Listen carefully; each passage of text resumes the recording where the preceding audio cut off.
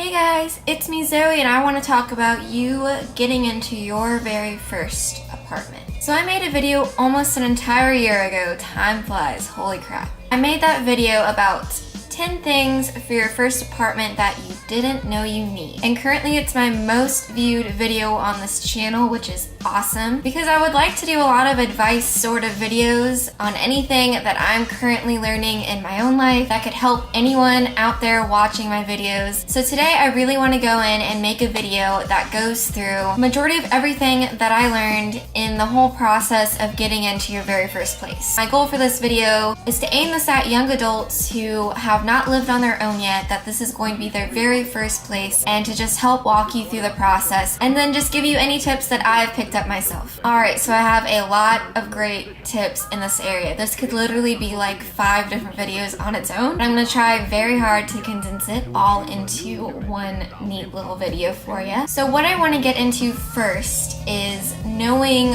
what you want. So before you look into anything or start asking questions, you should really make a list. It doesn't matter how detailed or how simple it is, of things that you want in your place. Some things to think about when you're making this list are location. Do you work somewhere and you need to be a certain distance from where you work? Is there a bus or a train or some sort of mode of transportation for you to get where you need to go? Do you want to live in the suburbs? Do you want to live in the city? Another thing to think about is utilities. Do you want to look for a place that has all of the utilities included? Do you have any pets that you want to move into this new place with? A lot of places will be okay with certain pets, but they will have a certain pet deposit that you have to pay. Another thing to think about is the amenities that this place offers. Do you want a fireplace? Do you want a pool outside? And the last thing I have for you to think about is lease length. Do you want to live in a place that offers you a year-long lease? Do you want to go by a month-to-month lease? It's totally up to you, but how long do you want to live in this place for? Is this going to be a more permanent place for you or just a temporary place for you? So now that you know every single thing you want and you have a very crystal clear idea of how you want this place to be, you need to go in to this whole process knowing what you want, but also allowing yourself to be flexible and open-minded. I'm assuming that this is your very first place. You're probably not gonna get everything that you want in your very first place just because this is your first time. That's totally okay, because that does not mean in the future you won't get your perfect place. So now you have a really clear idea of what you want, you're able to be flexible, you're ready to start looking. So now while you're looking for places, you need to understand your time frame. Ideally, it's really great if you give yourself as much time as possible. But if you're on a time crunch, it's really good to know exactly how much time you have. So that way you're allocating all your time very well and you're getting the absolute best option for yourself. So what I recommend is you schedule out your time. This does not have to be super detailed or anything. You need to set aside a certain number of days to search for places, then a certain number of days to go and view the places and talk to the owners or landlords, etc. And then you have to give yourself time throughout this process to save up money. If there's any advice I could give you throughout this process, it's this. Before you move into your place, it's really, really great that you have at least 2 months worth of that place's rent saved up. So for instance, let's say this place that you signed a lease with is $600 worth of rent every single month, and let's just say all the utilities are included, which is great if you can find a place that does that, just by the way. Anyways, so this place is $600 a month, everything included, rent, etc. So you'd need to have $1,200 going into this place before you're even moved in. Why I say this is because what a lot of people don't think about is the rent deposit. When you fill out an application and when they accept you to move in, and once you've signed your lease, a lot of times places will ask you for a rent deposit. And why they do this is if anything wrong goes on while you're living there, they can take out of that deposit and use it to fix things. But if you follow the rent agreement perfectly and the place that you're living in is in perfect condition when you're leaving, they'll give you that entire deposit back once you're leaving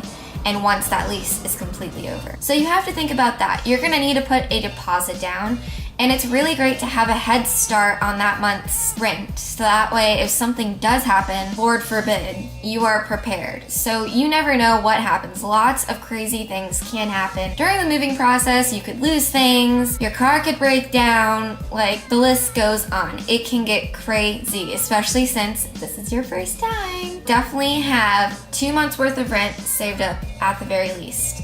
Definitely recommend that. That all said, knowing your time frame and everything, this is also a really great opportunity for you to just start a savings. I wish, honestly, that I had started my savings way earlier. I mean, it's always better late than never. You never know what might happen, so it's always great to have a really nice backbone when you're going out on your own. So now you know exactly what you want, you know your time frame. Now another component for you to look into is your budget. I definitely recommend, since this is your first place, that you do this as independently as you can, because it's so much more rewarding in the end if you can do a lot of it on your own. You can officially say, I got this place on my own with my own hard-earned money. That said, you need to be holding some sort of income or a job for at the very least 6 months to a year. So this way you know exactly how much money you're raking in. So you've got a job.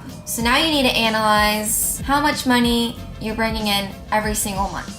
Now that you know how much money you make every single month, you need to look at where all that money is going so that you can see realistically how much you can afford on rent and utilities and all living expenses. This does not have to be a super planned out budget plan on Microsoft Excel or anything like that. You just need to have a really good idea of how much money you're making, and you need to be in a really secure position with a job so that way you're not bouncing between jobs and risking the possibility of not being able to pay your bills on time. So you've got your budget, you've got your time frame, you've got your list of things that you want, and your flexibility and your open-mindedness. Now, the biggest question is, where the frickin' hell are you going to look for your new place? This part can almost be the scariest part of the entire process. It can be really overwhelming. But you really just need to go into this whole thing just trying to have as much fun as possible, because it can get really stressful. This is your first place, so let this be very exciting. So now I'm going to tell you all the things I look into for an apartment or new place search. So the internet is a really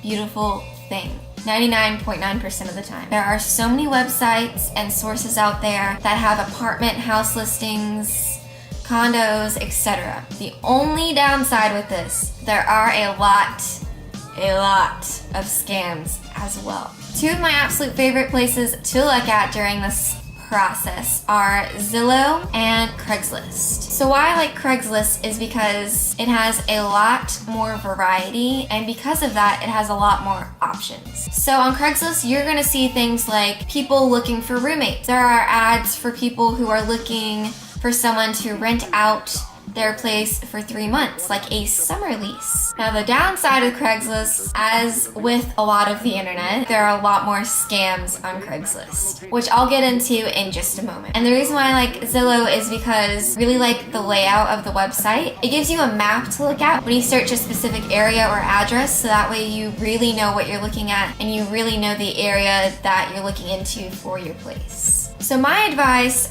for scams. I have 3 things that I look for to avoid with scams. This is just personally what I've picked up and what I've started to notice. It does not mean that these ads are scams, but majority of the time, they are. First thing I avoid is pictures. And what I mean by pictures is the ad does not have a picture. So if it's an ad with like a little picture of like Google Maps and not an actual picture of the place that it's claiming to be for rent, like a picture of the house or a picture of the bedrooms or anything, if it just doesn't have any pictures, I don't trust it. It's either a scam or the place that they're trying to rent is shady as fuck. The next thing I avoid are number of listings. And what I mean by this is if it's one ad but hundreds of it. If you're seeing like one type of ad but 70 times on each page that you're looking at, probably is a scam. In my head, I'm thinking, man, they're trying really freaking hard to rent this place.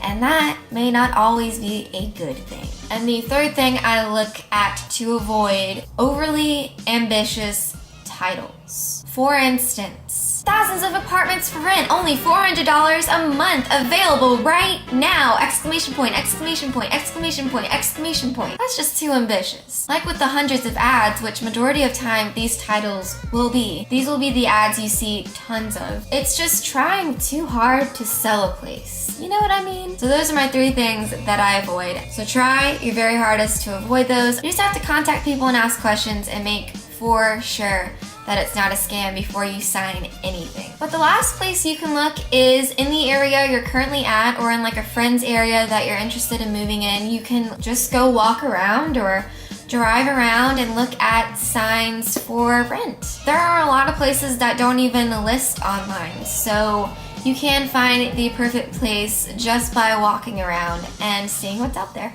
And the last chunk of advice I have, accept help when it is needed. So even though I said before, it is really great to do this as independently as you can, this is still your very first time getting into this world all on your own and finding your very first place. This is just a huge, humongous step. It can go really, really wrong if you don't make the right decision. What I recommend is to accept help when it's needed, and accept help when it's offered. If someone's offering to help you, it's totally fine for you to accept that. You should not feel less of an adult or less accomplished if someone's willing to help you. It's totally fine. That's awesome. I also recommend that you listen. You really, really, really listen when someone's giving you advice. That in no way means that you have to take their advice and use it or anything. It just means that you're hearing someone out. You're hearing somebody else's experience, and it can help you out a lot. You never know. Also, it's really great to ask questions. This does not mean you're less of an adult or less independent than you are. It just means you're trying to be as smart about this decision as possible. And there are lots of people out there with really, really great advice. So ask as many questions as you want. Especially ask your landlords questions too. If you have any questions about the place that you're moving into, definitely ask questions. Another thing to think about is when you're moving all of your things into your new place. That can get really hectic, stressful, and expensive. Hiring movers and renting vehicles to move your things can get so freaking expensive. So if you have someone willing to help with 2 hands or with a vehicle like a truck or something to help you move your shit into your new place, definitely take them up on that because it will save you so much money. Whew. That was all of my advice. I feel like I've been talking for like 1,000 years now. My throat is killing me. So to boil it all down to just a couple key points. So my key points for you to remember during this whole process of moving into your place and finding your place, etc. are: be realistic, be open-minded, be flexible, never shy away from help, research, save your money, and ask lots of questions. I hope that this was super helpful for you. I know that this can be really overwhelming and exciting at the same time. Like I said, just try to have so much fun because eventually you're gonna be in your new place and you're gonna be fine. No matter what happens, everything's gonna be okay. Just take it as a learning experience. Thank you so much for watching. I will link all of my social media underneath this video, along with the websites that I talked about, just in case you're interested in looking at them. And I hope you all have a great time searching for your first new place on your own. Yay!